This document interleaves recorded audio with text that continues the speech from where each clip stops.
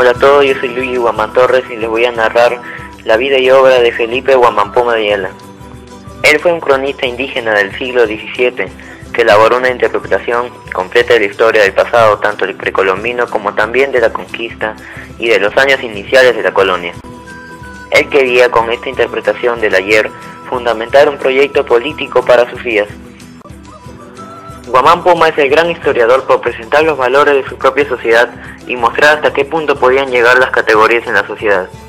Guamán Poma de Ayala fue ayacuchano y probablemente nació en la década de 1560, unos 30 años después de la invasión europea del mundo andino. Él dice claramente en su obra que es indio y arovilca. Él también se interesa en distinguirse de los incas. También en una parte de su obra condena a los incas porque adoraban a dioses diferentes y no eran cristianos, entonces eran paganos. Fue por ahí por un curaca local que recibió educación en una escuela de cristianización dominical.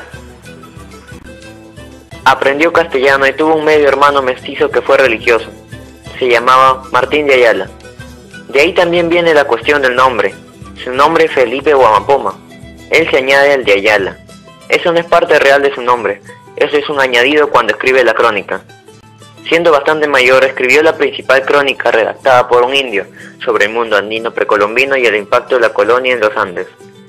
Además, Guamán Poma era un fino dibujante y acompañó sus textos con 400 dibujos que lo han hecho muy famoso en nuestros días. El apellido añadido a Guamán Poma se le puso porque fue en la batalla de las Salinas, donde el capitán Luis Ábalos de Ayala estaba a punto de morir, cuando de repente le salvó la vida el padre de Guamán Poma y en agradecimiento establecen ese vínculo de poner su apellido. En la década de 1580, cuando tenía 20 años, trabajó para Cristóbal de Albornoz, quien fue visitador eclesiástico de Lucanas. Este extirpador de idolatrías es retratado castigando físicamente a los indios, aquellos fieles a sus religiones.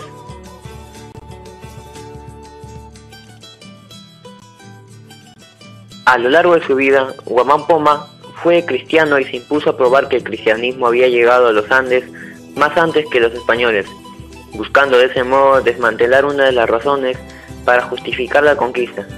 Decía que había que cristianizar a los indios. Según Guamán Poma, estos ya eran cristianos. Aunque muy devoto de la religión cristiana, Guamán Poma fue enemigo de la Iglesia Católica, porque pensaba que los curas y doctrineros muchas veces violaban las normas que ellos predicaban. El cronista indio detestaba la hipocresía y el cinismo, opuso una actitud moral contra la decadencia que recibía en su tiempo. Guamán Poma de Ayala elabora un planteamiento político de autonomía para la nación india, en medio de la época colonial y los años coloniales recién estaban comenzando, cuando Guamán Poma escribe puesto que no habían pasado 100 años de la llegada de Francisco Pizarro y los españoles, por cierto, se quedaron en 300 entre nosotros de tal modo, pues que comenzando la era colonial, Guamán Poma aspira a la autonomía, pero en su obra se trasluce que él no tenía muchas expectativas, que carecía de esperanzas, que pensaba que en realidad su planteamiento político, él no lo iba a ver en vida, por lo tanto concibe la obra de salvación como una empresa individual.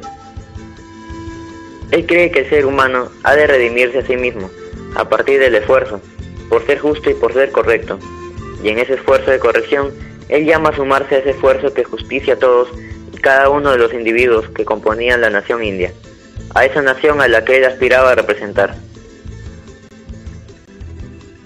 El extirpador Cristóbal de Albornoz poseía una biblioteca, donde se supone que Guamán Poma adoptó su cultura europea, durante los años que trabajó como su intérprete. Debieron ser muy amigos, porque se sospecha que Albornoz le regaló el papel y la tinta para escribir su crónica, porque estos elementos eran caros en el siglo XVII. Vivía en la zona de Huamanga. Vivía en Huamanga y él genera su crónica en la zona de Huamanga. Probablemente siguió en la zona de Huamanga, no salió del pueblo de donde lo desterraron, o de la zona. Había una zona en la que no podía entrar, pero él sigue caminando, viviendo por la zona de Huamanga, y en este momento, cuando él lo destierran, él está totalmente empobrecido, ¿no? Está totalmente empobrecido, termina de escribir su crónica, de ahí el enigma de dónde sacó el papel y la tinta. si era tan pobre, ¿no? Y no creo yo que haya trabajado solo, debe haber trabajado con ayudantes para los dibujos, por ejemplo, ¿no? Aunque él dice que se demoró 30 años escribiendo la crónica.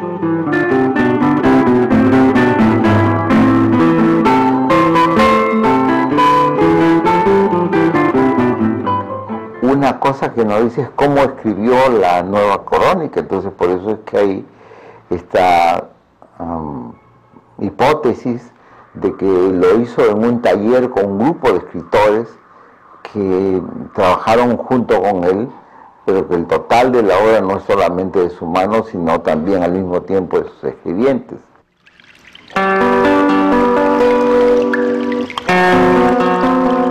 Esto tiene que haber nacido de las estampas, de los cuadros pintados con los cuales se ilustraban los sermones, etcétera. De ahí proviene fuente de inspiración, no, que no solamente además es española, sino es europea.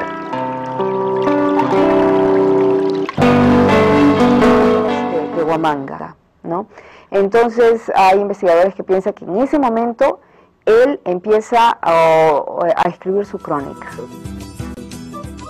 Guamán Poma es famoso sobre todo por sus dibujos, pero se piensa que el libro era grande, del tamaño de un tratado.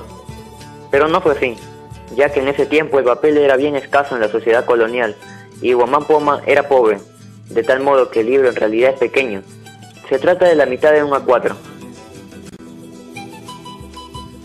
Aparte, Guamán Poma conocía bastante literatura histórica y teológica. En ese tiempo, además, muchas obras clásicas. Fue un indio culto e intentó emplear los conocimientos occidentales para reelaborar una interpretación propia de su historia. Las figuras de Guamán Poma han sido interpretadas de diversas maneras. Dirigió su crónica al rey de España, Felipe III, a quien le pide que resuelva los males que se han abatido sobre los Andes a raíz de la conquista. Para seducirlo al rey de España, le ofrece un tributo muy superior al actual. Si permite que los indios se gobiernen solos, de acuerdo a su antigua usanza, como jefes propios, que le rendirían obediencia como emperador del universo. El punto de vista político de Guamán Poma se puede reducir fácilmente al gobierno directo de los españoles hacia los indígenas y busca una forma de autonomía. En cierto sentido, entonces la crónica de Guamán Poma es una carta al rey, porque piensa que él tiene el poder para resolver a favor de la nacionalidad andina y en oposición al gobierno directo de los españoles. Cuando llega de un largo viaje, se cuenta que le habían quitado todas sus pertenencias, y él inicia un proceso judicial. A partir de ese momento, él se vuelve pobre y comienza la redacción de su crónica. Esta contiene una historia legendaria del Perú antiguo desde la creación bíblica hasta el reinado de Huayna Cápac. La parte de buen gobierno abarca un tercio de su crónica, el resto se denomina Nueva Crónica, y es la descripción de la vida social en el virreinato del Perú. Esta parte no sigue los grandes acontecimientos y tampoco los grandes personajes, como había sido el caso de la primera sección sobre los incas. En la parte dedicada a la colonia, Guamán Poma narra hechos cotidianos, de los cuales afirma ser testigo presencial y contiene una propuesta de construcción política de la autonomía de los indios. También está cargada de pesimismo, que se expresa en una frase dramática que se repite constantemente, y no hay remedio. Al terminar su crónica, Guamán Poma se dirigió a Lima, a entregarla al palacio del virrey, para que a su vez se la hagan llegar al rey de España. El viaje desde Ayacucho a Lima fue a pie y fue muy tenaz.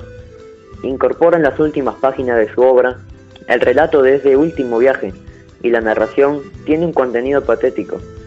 Su propio hijo lo abandona en las montañas, pierde a su caballo, solo se queda con su perro, quien llama amigo. Antes, un sacerdote le había robado a su esposa, y abandonado por todos, llega a Lima, se acerca a palacio y deposita su libro.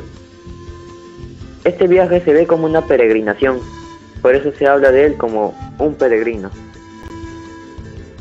En este viaje, él va a lo largo de varios pueblos y entra en contacto con indios de otros pueblos, y corrobora el abuso de poder. Él dice que en estos viajes, él llora, menciona que es un viaje de sufrimiento, y entonces él piensa que todo lo que había escrito hasta ahora no era suficiente para que las cosas cambien. Entonces él añade a su crónica una parte muy famosa llamada Camina el autor, donde se le ve a Guamán Poma caminando con la lluvia y añade descripciones de lo que va encontrando con un fuerte tono moral y de crítica de lo que está pasando. Entonces él dice que cuando llega a Huarochirí, que está en la Sierra de Lima, se encuentra con unos indios que le lloran y se quejan de los abusos del corregidor, del clérigo y del encomendero. Entonces él llora con ellos, los consuela, y él les reparte estampitas con imágenes de santos, porque para él repartir esas imágenes significaban que esto te iba a consolar. Y él llega a Lima y entrega su crónica virreinal. Tenía que ser aprobado con una serie de firmas, sellos, para que sea enviado a España. En España tenía que seguir otro tipo de procesos para ser impreso, porque lo que él quiere es que se imprima y que circule para que todo el mundo lo lea. Cuando llega a Lima, él se da cuenta que estaba llena de indígenas que habían abandonado sus localidades, y llena también sobre todo de mestizillo, que entonces ahí es donde él se da cuenta que el mundo está al revés y da un pensamiento negativo sobre Lima. A partir de ese momento, del cual dejó la crónica, no se sabe si él regresó a Huamanga o si se quedó en Lima por un tiempo. 2 años después, escribe una breve carta al rey. Le pregunta si recibió su crónica o si le ha mandado a imprimir. Él también cuenta que tiene una copia. Guamán Poma era un convencido de las virtudes liberadoras de la escritura. Él pensaba si se publicaba su crónica, habría una transformación positiva en los Andes. Él estaba a la espera. Hay una razón por la que Guamán Poma pone dibujos en su crónica, y es porque a Felipe III le gustaban los cuadros, y él pone esto para que el rey no se aburra de la lectura de la crónica. El libro estuvo perdido durante cientos de años. De una manera completamente casual, comenzando el siglo XX, un estudioso lo descubrió en Copenhague, en la biblioteca del rey de Dinamarca. Pero de todas maneras se consta que la crónica haya permanecido en la biblioteca del rey de España, pero se ignora cómo pasó a Dinamarca. Guamán Poma redactó su nueva crónica casi en el mismo momento cuando Garcilaso de la Vega estaba escribiendo sus comentarios reales. Y así hubo 2 crónicas paralelas, y ambas son geniales, una escrita por un mestizo, la de Garcilaso, y la otra por un indio puro, la de Guamán Poma. De este modo, el Perú se dio el lujo de producir a la vez las 2 interpretaciones fundamentales de nuestro pasado y las alternativas de nuestro souvenir para el futuro.